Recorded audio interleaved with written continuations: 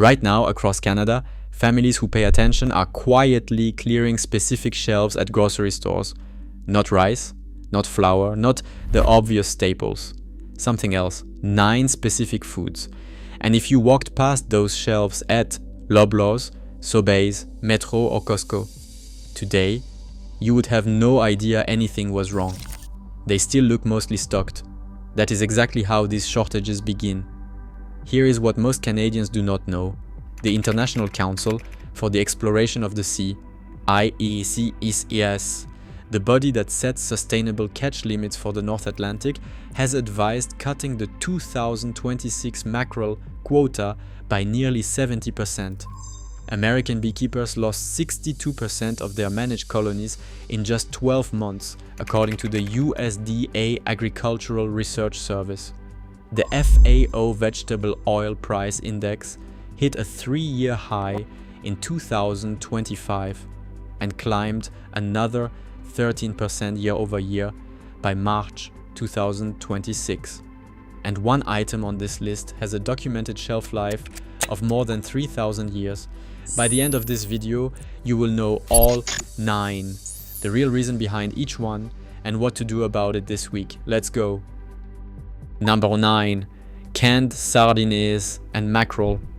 Let's start with the item that has the clearest numbers behind it, because once you see them, the case makes itself. In 2024, ITS recommended an Atlantic mackerel quota of 576,000 tons for 2025. That is already a 22% cut from 2024. For 2026, the recommendation is a reduction of nearly 70% to just 174,000 tons. The Council of the European Union has formally adopted a regulation cutting the total allowable catch by 48%.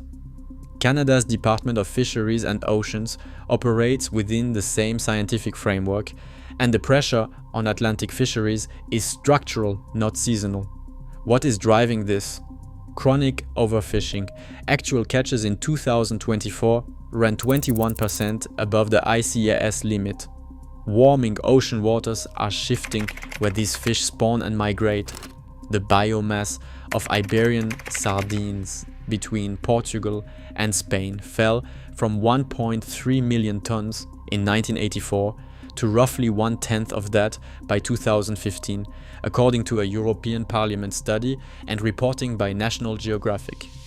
The global market for canned sardines reached $9.8 billion in 2024, growing 9% per year according to Research and Markets. Falling supply, steady demand, rising prices on Canadian shelves. The nutrition makes the case for stocking. A single 100-gram serving of canned sardines delivers 382 milligrams of calcium. That is 38% of the daily value, mostly because you eat the small bones. One serving exceeds 50% of the recommended daily intake of EPA and DHA omega-3 fatty acids, according to a 2023 review by Ferrero and colleagues in PMC. Research consistently links omega-3 deficiency, measurable over weeks, not months, to declines in mood stability and immune function. Shelf life. Canned fish stays safe and edible for 2 to 5 years when stored cool and dry below 29 degrees Celsius per the USDA Food Safety and Inspection Service. Go for the olive oil packed versions.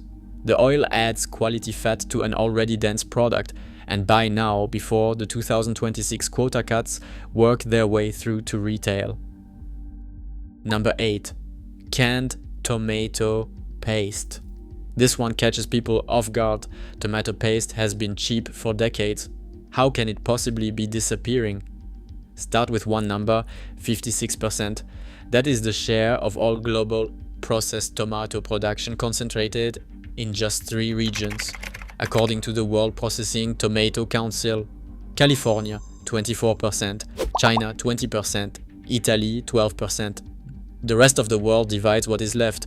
In 2025, global production collapsed 11.5%, totaling 40.5 million tons against the 45.7 million ton record set in 2024.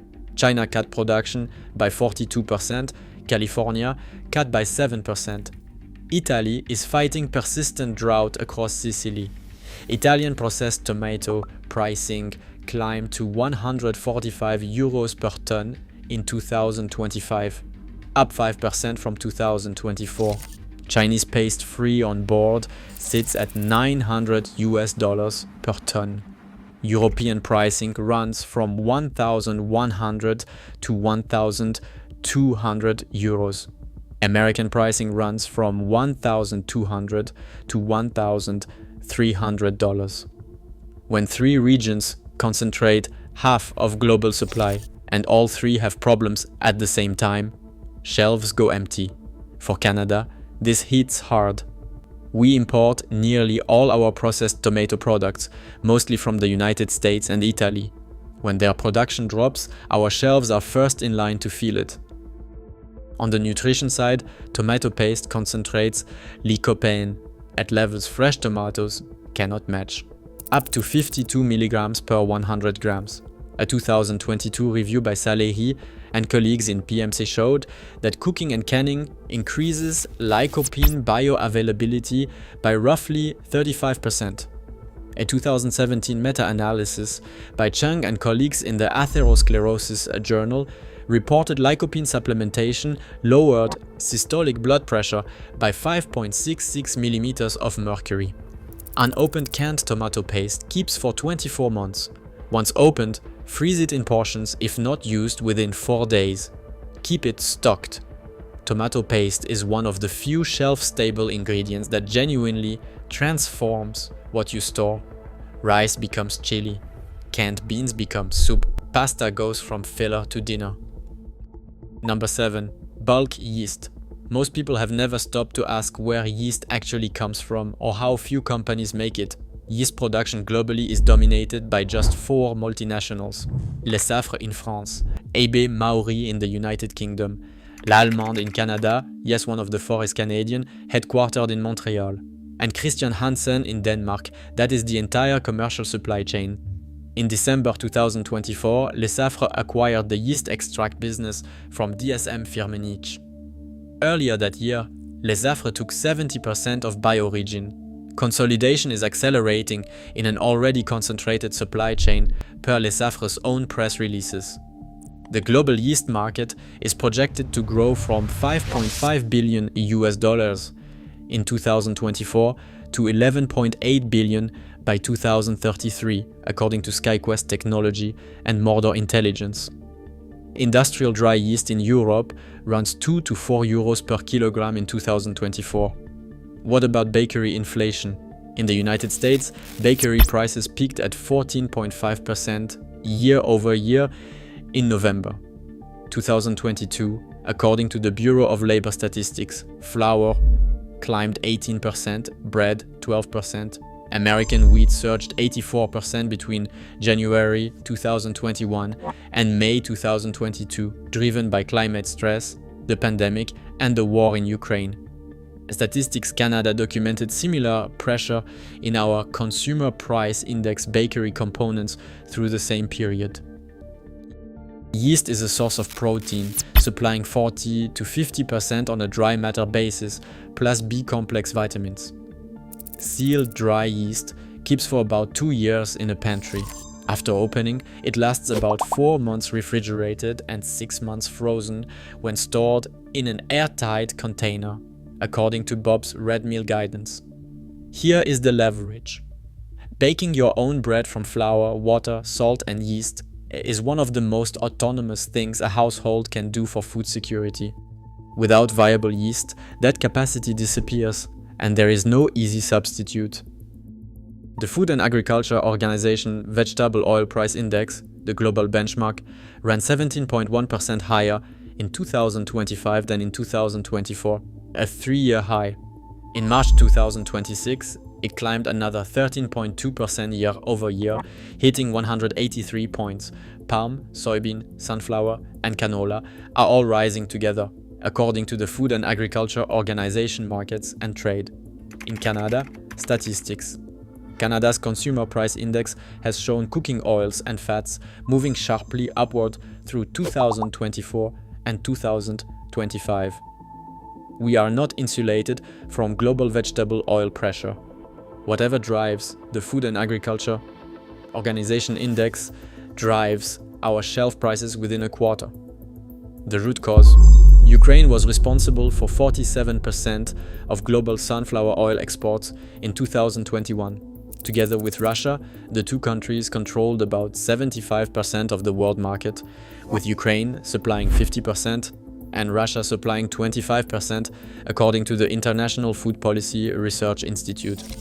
After the Russian invasion in February 2022, Ukrainian production fell 43% in 2022. Russian strikes on Ukrainian port infrastructure continue to impact production into 2026, according to Fast Markets. Dietary fat is not optional. Your body needs it to absorb fat-soluble vitamins A, D, E, and K. Rice, beans, and canned vegetables contain almost no fat. Without an adequate fat source, weeks of pantry food can turn into measurable nutritional deficiency. That leads to fatigue, cognitive fog, and weakened immunity. This is documented physiological reality, not theory. A 4-liter jug of vegetable oil delivers about 30,000 calories. At today's Canadian prices, that works out to less than a cent per calorie. Compare that with purpose-built emergency food products that cost 5 to 10 times more per calorie. Calorie for calorie, cooking oil is one of the most efficient items you can store. Unopened vegetable oil keeps for 12 to 18 months. After opening, use within 6 months, according to the USDA. Store the oil cool and dark in opaque sealed containers, following a 2022 study by Botoso and colleagues in PMC coconut oil is worth keeping alongside it. Its higher saturated fat content makes it stable for 2 to 3 years at room temperature, with no rotation discipline needed. Number 5. Bulk, bouillon, small, cheap looks unimportant, but this little cube carries staggering numbers. Knorr, owned by Unilever, sells 600 bouillon cubes per minute globally. The brand crossed 5 billion euros in 2024, according to Unilever's own press release. Unilever holds 18% of the global market. Nestlé, with Maggi, invested $105 million in 2021 to expand a single Malaysian production facility. The global bouillon market is projected to grow from $3.3 billion in 2024 to $4.8 billion by 2033, according to market data forecast. Why does this matter? Bouillon is a flavor multiplier across your entire dry pantry. White rice cooked in bouillon broth is a completely different experience from rice cooked in water.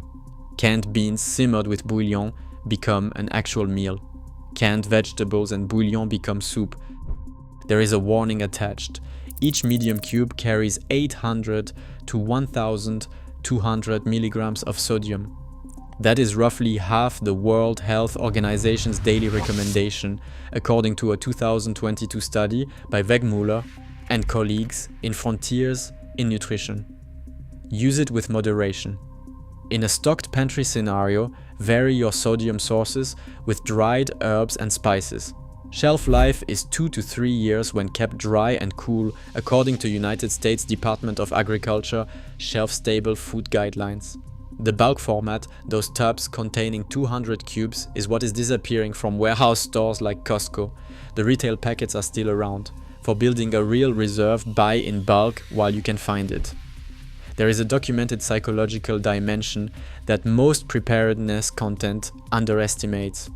In prolonged stretches of restricted eating, monotony does measurable damage to morale before anyone can name what is happening.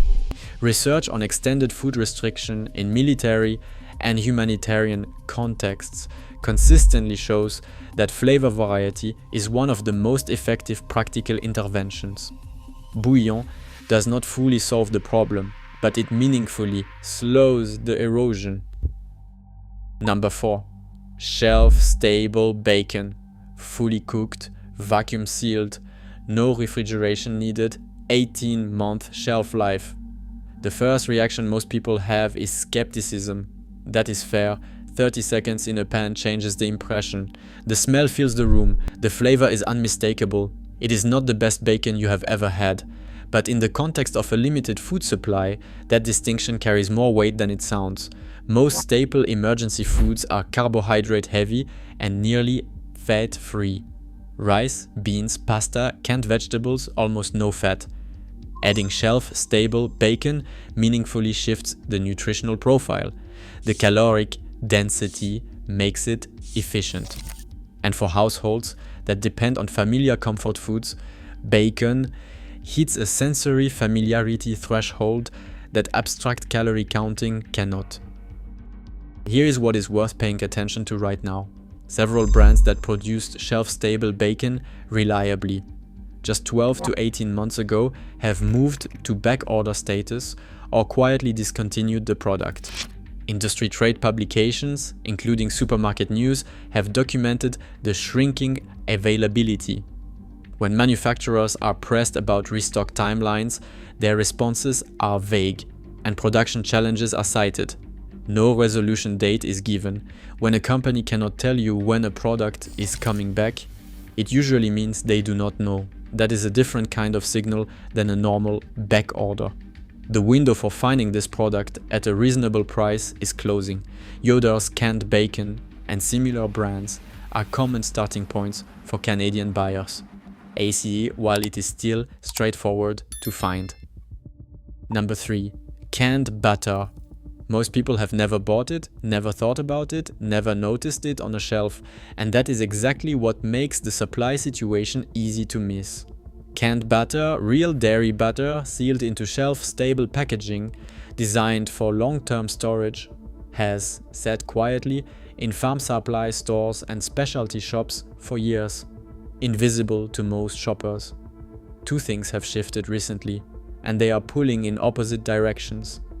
Consumer demand has been climbing steadily, driven by growing awareness of dairy price volatility. At the same time, supply has taken specific hits. There are only 3 major producers manufacturing genuine, shelf-stable canned butter at commercial scale in North America. Those 3 companies supply the entire continental market. 2 of those 3 producers have run into operational problems recently. One facility experienced a fire that substantially cut output. The second is not struggling with butter itself. They are struggling with something more basic, a shortage of the actual metal cans needed to package the product, which has slowed their production to a fraction of normal output. For Canadian buyers, the situation compounds. Canadian Dairy operates under supply management, quotas, and pricing structures coordinated by the Canadian Dairy Commission that limit how nimble producers can be when demand spikes. Statistics Canada has reported butter prices and dairy components moving steadily upward through 2024 and 2025. The storage case for canned butter is strong. In cool conditions, it maintains quality for 5 to 10 years. A standard stick of refrigerator butter starts degrading within 3 to 4 weeks. Even frozen butter develops freezer burn and loses flavor after 6 months. One standard can typically contain the equivalent of 3 sticks of butter. The per ounce cost is similar to fresh butter, but the stored value per dollar is not comparable. You are buying the same food with a shelf life measured in years instead of weeks. If dairy prices keep rising and supply management and climate stress on feed crops point in that direction, the canned version purchased today functions as a cost hedge. Number 2. Pull tab evaporated milk. Here is something worth understanding about how shortages actually begin. They do not start with headlines, they start with small, easy to explain gaps, a partially stocked row, a product that is there 1 week and gone the next, a temporarily unavailable tag that eventually stops getting replaced at all. pull tab evaporated milk is following exactly that pattern in Canadian retail. Inventory tracking across Loblaws, Sobeys, and Metro stores over several months shows shelves once held full, stacked rows now frequently partial or entirely empty. Out-of-stock tags have appeared and disappeared at multiple locations, which signals that stores have stopped expecting regular shipments. The reason traces back to how dairy processors prioritize production under pressure. When a facility is constrained by staffing shortages, maintenance delays, or rising input costs, available capacity goes to the highest margin products first.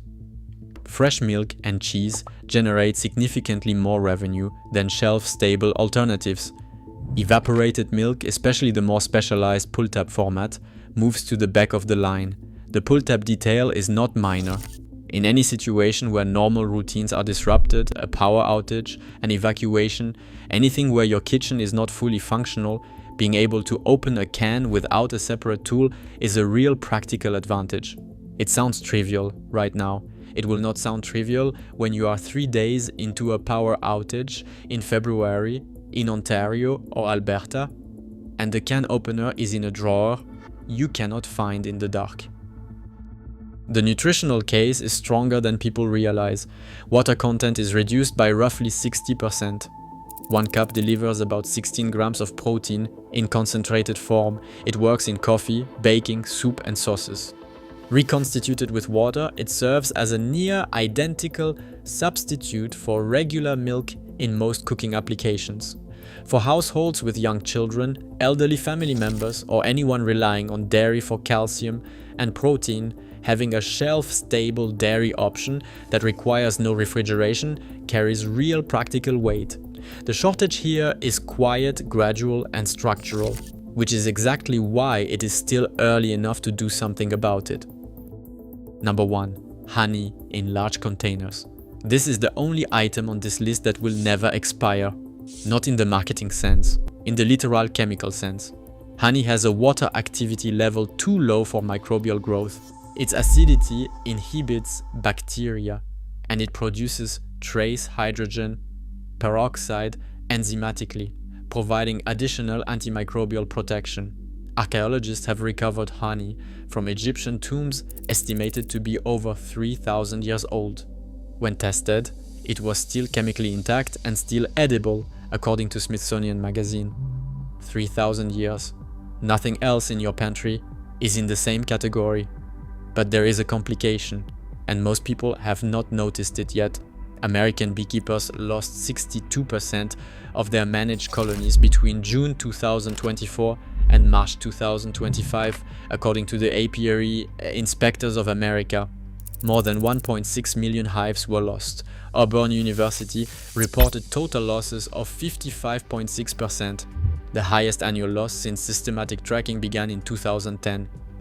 The estimated economic impact is $600 million in honey, pollination services, and replacement costs, according to the Honeybee Health Coalition. The cause? The USDA Agricultural Research Service, a bee research lab, identified in 2025 that recent collapses are driven by viruses transmitted by varroa mites that have developed resistance to amitraz, the critical miticide. Virtually every varroa specimen collected from collapsed colonies in 2025 showed amitraz resistance. For Canada, this matters in 2 ways. First, Canada has its own significant beekeeping sector, particularly strong in Alberta, Saskatchewan, and Ontario, tracked by the Canadian Honey Council. The same drivers behind United States colony collapse, varroa, pesticide stress, and habitat loss affect Canadian apiaries directly.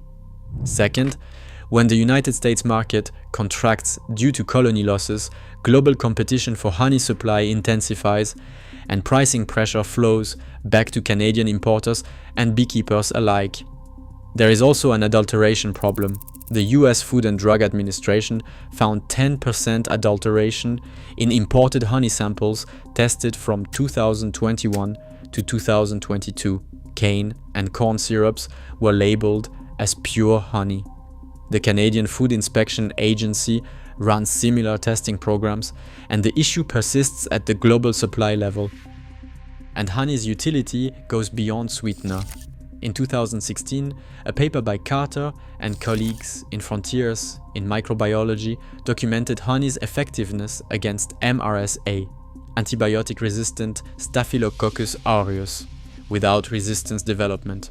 The first medical-grade honey wound dressing was approved by the FDA in 2007. In 2022, a paper by Hossin and colleagues in PMC reported honey heals partial thickness burns 4 to 5 days faster than conventional dressings.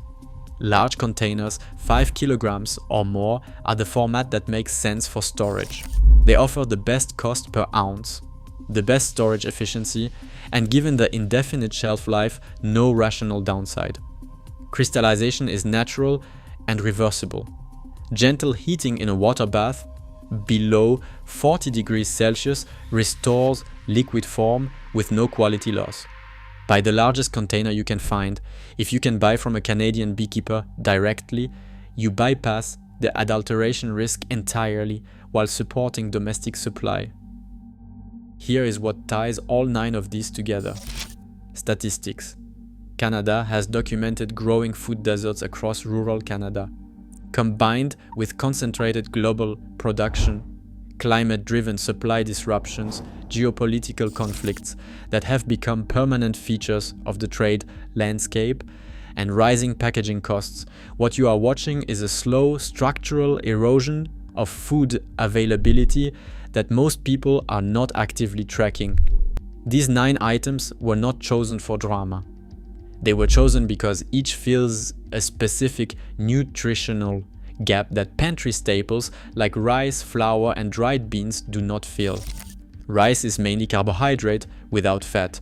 Beans need flavor and fat to be sustainable beyond a few days. Sardines, tomato paste, yeast, oil, bouillon, bacon, butter, evaporated milk, and honey. These are what turn a stockpile into an actual diet, not just a calorie count. This is not a prediction of collapse.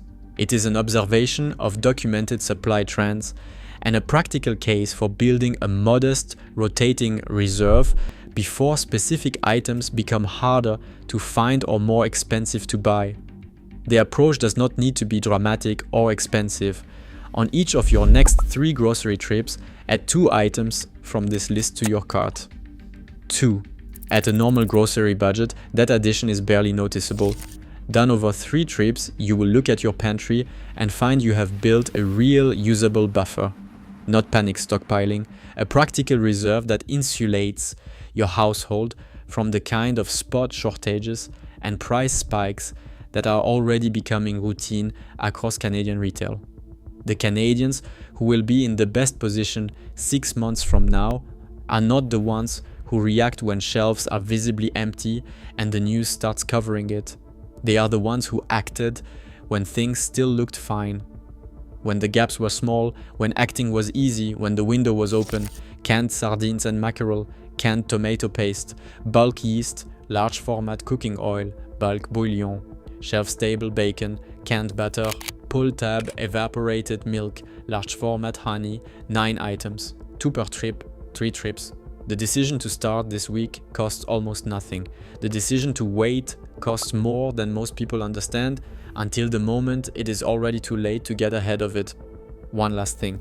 Which item on this list are you going to pick up first? Drop it in the comments. It is a good way to make sure you actually do.